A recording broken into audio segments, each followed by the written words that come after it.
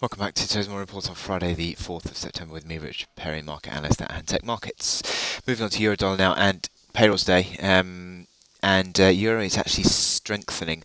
There is a sort of a safe haven flow that the euro has actually got at the moment. And it's interesting that we're seeing that moved today as these markets have sort of retrenched slightly into safe haven mode. And look at this once again on the technicals. The big pivot band 1050 to 11 figure, and once again yesterday big sell-off on the euro following on from Draghi's dovish comments, but the support coming in around that 11 figure level. The absolute low was 1086, but certainly you would argue that that 11 figure level is still in play as a support band, being the big being that big pivot level. Now the momentum indicators are not great though on euro.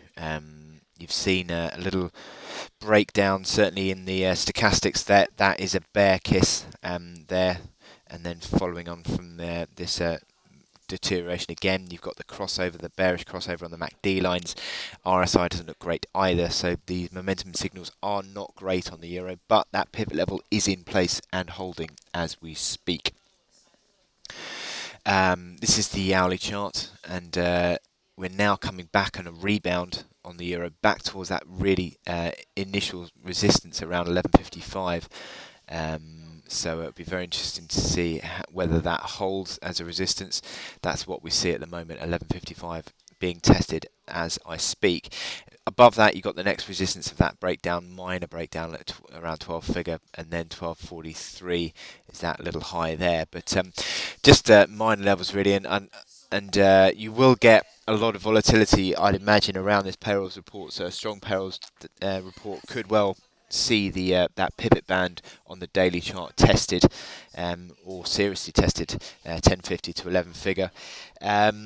A weak payrolls report, which is not really expected, is not likely to be that weak. You might get a slight miss on the headline number, but other than that, it's not likely to be too weak to the downside.